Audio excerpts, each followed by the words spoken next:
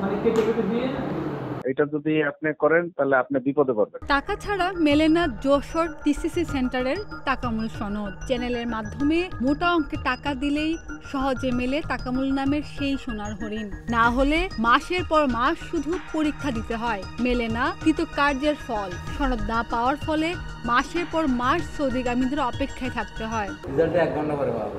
পরীক্ষা দিয়ে পাস করেছো? কোনো সিস্টেম করা লাগছে না? সিস্টেম চালানো খানা নেই। তাই আমরা এজেন্সির সাথে যোগাযোগ করা, মানে ওদের যোগাযোগ করা। কত টাকা দেওয়া লাগে? 17,000।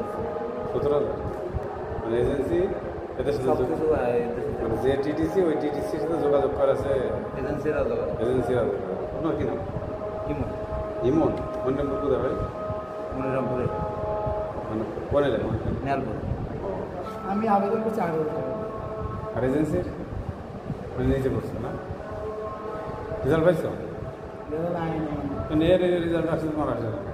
আসবে। একই সাথে দিছো না পরীক্ষা? তো তোমার রেজাল্ট আসেনি কেন? মানে ফেল, তাহলে ফেল। তুমি যেরকম 17,000 টাকা দিয়ে করেছো, ও কত দিয়ে করেছো? 8,000। তাহলে 17,000, এই 10,000 টাকা বেশি দিছো, রেজাল্ট পাস করেছো, 10,000 টাকা কম দিলে পাস করো। এটা নতুন একটা সরকার চালু করে দিয়েছে। বিষয়টি অস্বীকার করেছেন যশোর টিসিসির অধ্যক্ষ গাজী ইকফাত হোসেন। স্যার ভালো আছেন স্যার? স্যার তরিকুল ইসলাম মিঠু বলছি স্যার, প্রতিদিনে বাংলাদেশ থেকে। আচ্ছা আচ্ছা, জি। ব্যস্ত আছেন নাকি স্যার? ব্যস্ত আছেন? লম্বা কথা, যদি শর্ট হয় তাহলে একটু বলেন, কারণ আমি একটা মিটিং এ আছি, আমার মন্ত্রণালয় থেকে স্যার আসছেন তো। তাহলে স্যার একটু পরে ফোন দিই স্যার। ওই টাকা লেনদেনের বিষয়টা কি আপনি দেখেছেন? আপনি যেটা বলতেছেন, আপনি যেটা দিচ্ছেন, এটা আমাদের একটা স্বাভাবিক কার্যক্রম। এটা যদি আপনি করেন তাহলে আপনি বিপদে পড়বেন। কারণটা হলো যে এইটা যেটা যে দাঁড়িয়েছিল সে আমারই স্টাফ। আমরা হচ্ছে এটা আমাদের হলো যে আমরা রেজিস্ট্রেশন করি। আমি কথাগুলো শুনছি তো।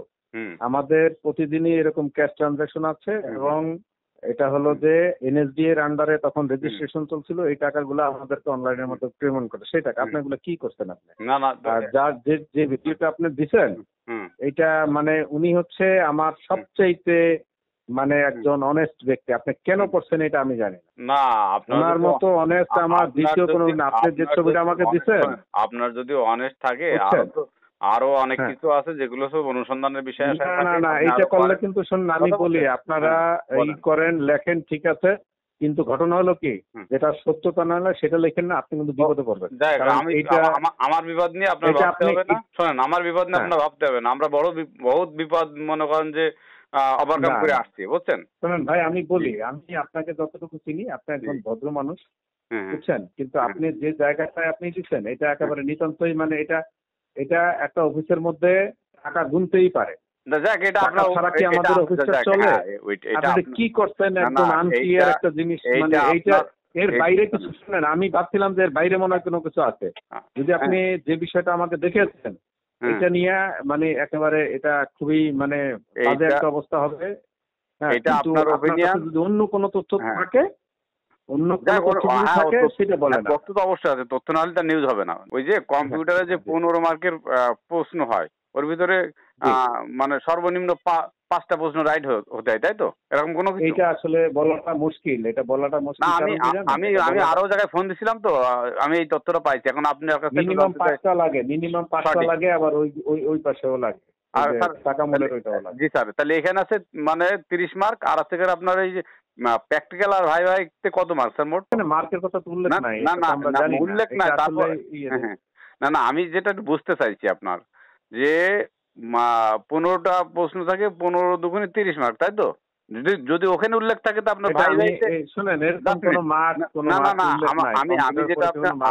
আমি যেটা জানতে চাচ্ছি আপনার কাছে, যে ওখানে যদি 30 মার্ক থাকে তো ভাই আর প্র্যাকটিক্যাল মেলে কি 70 মার্ক? ভাই 70 মেলে আমি বলে 23x5 কত হয় সেটা?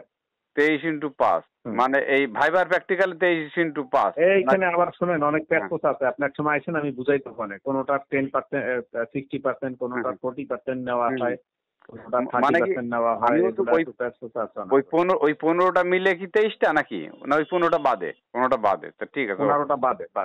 ওকে। খাদিজা নিপা, প্রতিদিনের বাংলাদেশ।